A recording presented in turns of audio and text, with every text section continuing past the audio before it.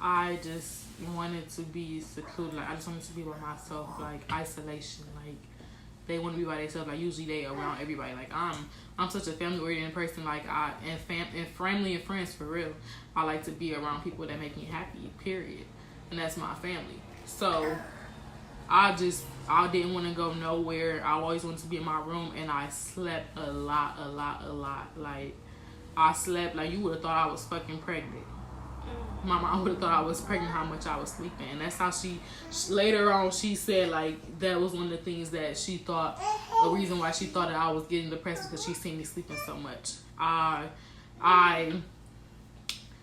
didn't want to talk to nobody. Like I don't want to eat. I don't want nothing but sleep, be on my phone. Like when I'm at school, I got my headphones in all day long. I'm not talking to my friends. I'm always talking to my friends like 24/7. So it was just like a lot of just wanting to be by myself. And it's not bad, but when it's like excessive and you know that your kid is like an outgoing, outspoken, always talking to this person, when they stop doing that, that's when you need to start asking those questions. Like, are you okay? What's going on? How's school? How's this, and that? That's when you start asking them questions because that's where it starts off at.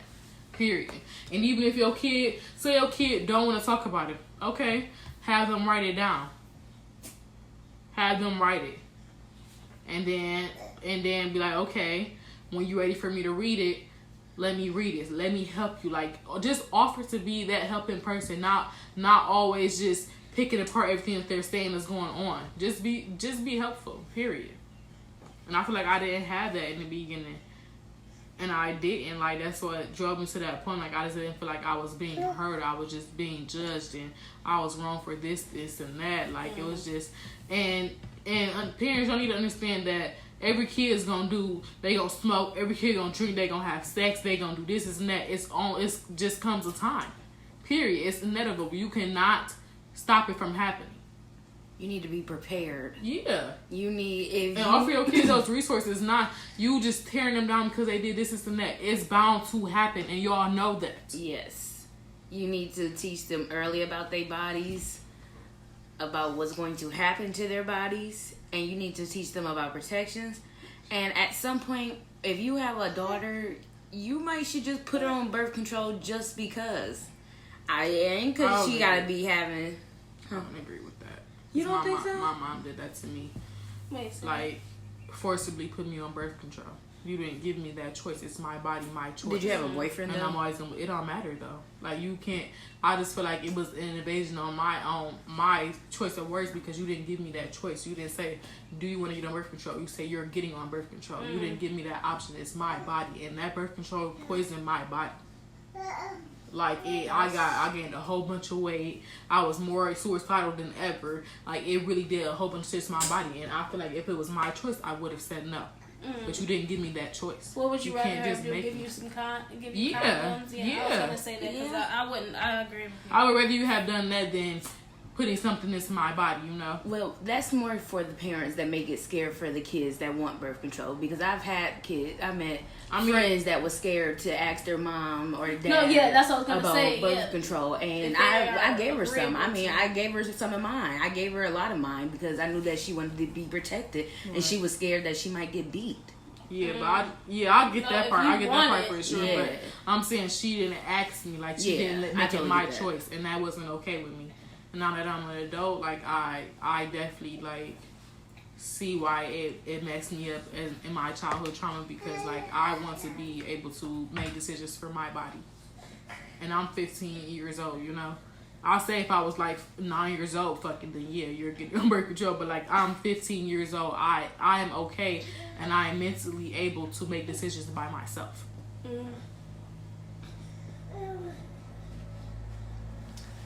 Another thing I wanted to say is, or something that I wanted to talk about was the black family, because a big topic was single parent households and why it is, well, as of now, 67% of black children are born into single parent households. So, why is that, do you think? I think it has a lot to do with teenage pregnancy, and nothing is wrong with teenage pregnancy, but a lot of times the male of the teenage pregnancy, and it's not always single mothers, it's a lot of single fathers as well. I'm gonna put that out there. It's a lot of single fathers, but at that age, like, they're not mature enough to handle that. Sometimes it's like they're not old enough to get a job, so they can't financially support. And they're still a kid. They still want to be a kid, so they want to go off into the activities instead of knowing that they have a priority to take care of and being a dad. And that's when a lot of them leave.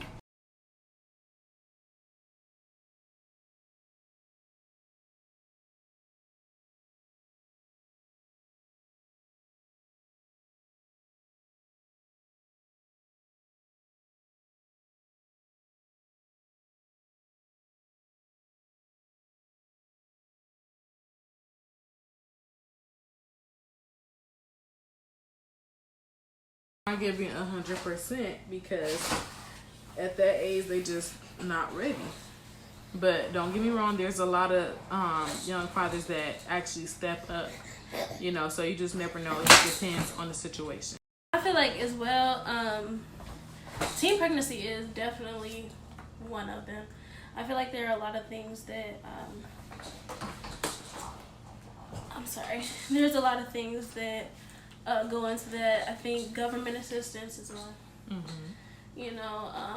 Nowadays, an example is, I feel like us, the Gen Zs or the millennials, like, we can't get houses, we can't get this because we can't get any type of government assistance because we're not pregnant, or we don't have any kids, or we don't make enough money, but we're, just barely surviving, you know what I mean? But they don't give anything to us. But, like, they'll say, hey, well, if you're a single mother, come over here and live with us. We'll give you you can pay $5 rent. You know what I mean? But you can't have no baby daddy living with you, or you can't have, you know what I mean? Like, stuff like that. They're taking away the father out of the home. You know what I mean? And I feel like also mass incarceration.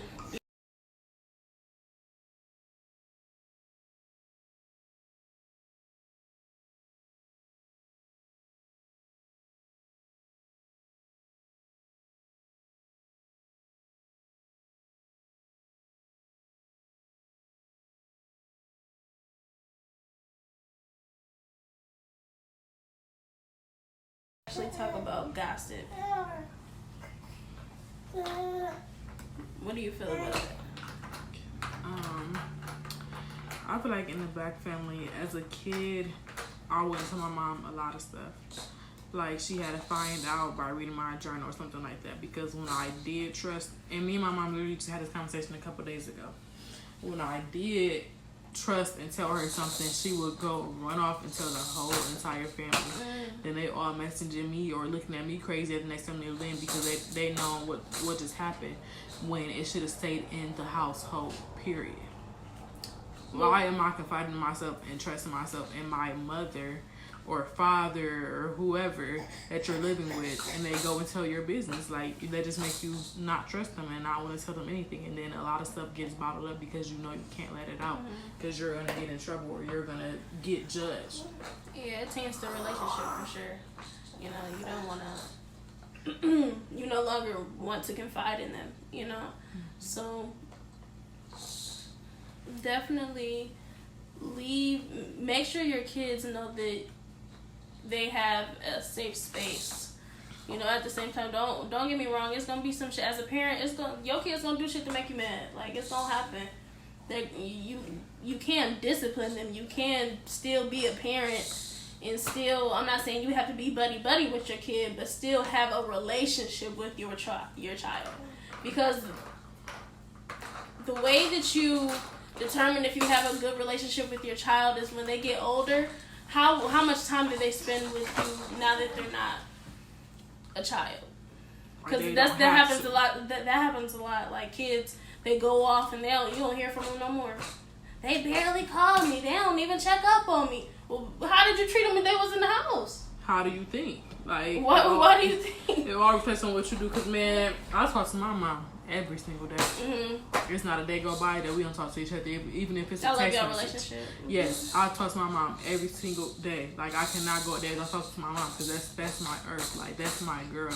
Like, I would not be the person I am today without my mother.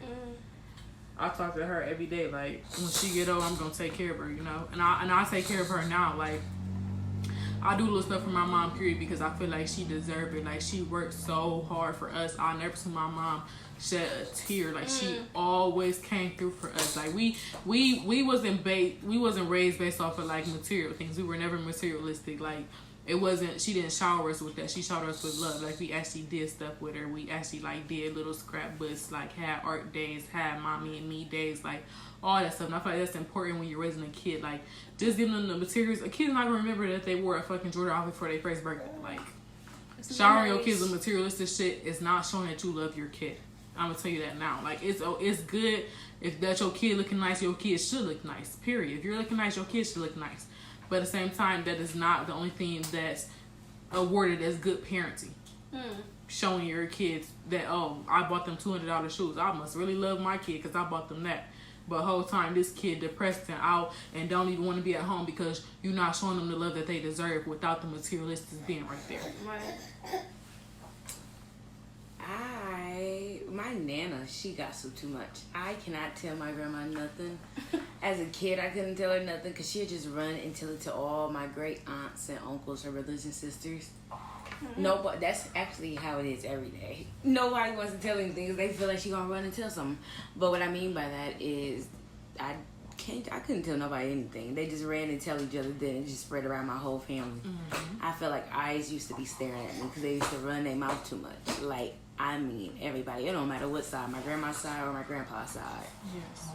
It was both sides. So it's just watch who you talk to. Yeah. They be playing telephone. Yeah, exactly. What? By the time it gets to the end of the line, you be like, that's not even what the fuck happened. Exactly. Like, what the fuck? Exactly. Yes. The gossip be so horrible. And it's like this, like, if a kid take their time out to confide in you as an adult and they feel like they couldn't come to their parent, why do you feel like you need to go right and tell the parent? Like, I don't understand that. Obviously, they couldn't tell the parent for a reason. So why would you go right and tell the parent instead of trying to help them first? And that's the biggest problem. Y'all always going to spread. Help that kid first. And another thing with the gossip, like, no, that's a different subject. I'm gonna say that for later. I'm gonna take that part out. We can change it. Let's transition into competition amongst family members. Like, y'all is blood. Like, y'all is family. Why do you feel like you need to compete with your cousin or your aunt or your this and that? Because you feel like you wearing this or you doing this, that you're better than them. I could be a cosmetologist and I make $100 million a year. And you a doctor, you just think you top priority, and you making $100,000 a year. Like, it don't matter. It's whatever somebody loves to do, that's what they love to do. Just because you don't like it or you're not interested in it, don't mean anything. Like, stop tearing people down. That's your problem for real. It's not a competition. Like, everybody is in this family to eat, to win, you need to put your family on. Like, it's a couple of my family members. When I was a manager, I got them in there. Cause yeah, we all about to run this bag up together. We on the same shift. We in here. You feel me? Like, put your family on. Why y'all need to be in competition when y'all can be in competition with the next family, not amongst each other? Yeah. Yeah. Go ahead. You know, this is a touchy subject for me because my mother, she used to try to make it a competition between me and my cousin, my closest cousin. Her name is Maya Marie. Check her out. But yes, she that's what she did. She used to try to be, oh, if they think they're gonna do this, well, I'm gonna do this. And she used to try to keep me away from my cousin. She made it seem like she made my cousin think I didn't like her, basically. All these years, we only 3 years apart. She's 21, so you get the idea. Yeah. But yes. And it's just a competition in the family. I mean, you can clear as they see it. They make it huge. We've always seen it. We be like, why are you trying to make this a competition? This ain't no competition. We don't want to compete. It's not that big of a deal. Y'all making this bigger than what it gotta be. Let shit fly. I mean, we family. We supposed to be supporting each other. We're not supposed to be competing. Why is you trying to be in competition when that ain't even my target? That ain't the target. That's not my goal. Stepping on these bitches' neck together. My goal was to get up in life. That's what everybody's goal is. My goal is not thinking about, I'm about to do this because she want to do this. No. So I think people should just think about that. And for the ones that want to be competing, you need some help because people is not trying to compete with you. It's all in your head, baby. Let that shit go. I feel like that ties back into when we were talking about how certain family members, the older family members, implant poison into the kids' minds, like, point out their insecurities, or they start comparing each kid to one another, in front of each other. Like, and I feel like that kind of... she can do a cartwheel better than her. Right, or something like that. Like, and then that's when you guys start to see that and feed off of that energy and start to low-key compete. You know what I mean? And I feel like it shouldn't be that way. So, I mean, I don't have any experience with that because I'm not really close to, like, either my mom or my dad. Like, I don't have a lot of family on either my mom or I do, but, like, we don't talk a lot. So, y'all, me and a couple family members were sitting around and we were saying like, okay, at this age, I'm gonna let my kids smoke. At this age, I'm gonna let my kid drink. At this age, I'm gonna let my kid date because those are obviously, and have sex or whatever like that. Those are obviously the things that are gonna come naturally in a person's life. Like, okay, I'm gonna try this out. I'm gonna try that out. I'm meeting a person I'm meeting a different person and I want to date them, something like that. So what do you feel is a good age for your kid to be allowed to do that? 16, but I guess I'll be lenient, say 16. But as far as drinking and smoking, I don't feel like you should let your kids do those things. Like, but at the same time, that's where you find conflict because kids are going to do what they want to do at the end of the day, especially like, those preteen, teenage years, the rebel years or whatever you want to call it. So it's, what do you do as a parent? You have your 14 or 15-year-olds smoking or drinking. What do you do? Because they're going to find it. I mean, do you completely just restrict them off of everything? Okay, you can't go anywhere but school and home or whatever, but they're going to sneak out, and then you get mad. And it's like, what the, you know what I mean? Like, you come into different things like that, and it's like, I mean, you can't really, some things you can't really shield your child from, which that's hard as a parent, but you have to let them make their own mistakes and learn from them. Right. But, yeah. I agree with you on the smoking and drinking. And the dating for me, I would say I see most relationships in 6th to 8th grade, and that's like the puppy love stage. I don't agree with it being that young, but I feel like when they're in high school, like that's when they usually find their person. That's when they're usually exploring. So I say when they get to high school, which is usually around like 14 or 15 years old. That's what I agree with because I mean it's bound to happen. They in high school, like you can't be with them while they're in school all day in their class. No, you can't talk to this person. Like it's just going to happen. So 14 and 15 is the age appropriateness for me personally. It's 15, 16. That's the high school age. Yeah. The beginning of high school. No, 14-year-olds. 14-year-olds are freshmen. Well, for me, guys, I say 15. I say 15 because I feel that that's the appropriate time. I believe that being in 7th and 6th grade is too young to be doing it. It usually is around that time when it starts, but it shouldn't start then. I say, around 8th grade, summer, that's when I let the adventures begin. If that's their path they choose, because I don't want the lion. I don't want the lying. I don't want my kids or anybody else doing it anywhere else, because that's how they end up hurting themselves, just lying about it. But I'm sorry, I can't do it. I'm not gonna be that mom that's gonna let my daughter. No, or you not spending the night. Ain't no bitch spending the night over No, here. none of that. Ain't no nigga spending the night over here. It's gonna be supervised like how I was, but I don't know. It's just like, I know it's gonna happen. I'd rather my kid be out in the open and tell me instead of sneaking and doing it, because it's gonna hurt my feelings more. Like, wow, you couldn't come to me and tell me that this is what you wanted to do. But I'd rather my kid come to me and we can make up a plan. Like, okay, this is allowed, but this is not. Like, I'd rather us set some ground rules instead of you sneaking behind my back, because it's only going to result in early teen pregnancy, or as far as the drinking and smoking, you can pass out drunk, this and that, and I don't know where you at, because you were so scared to tell me where you was at and what you were doing, that you're out here drunk. And people get taken advantage of a lot when they're drunk.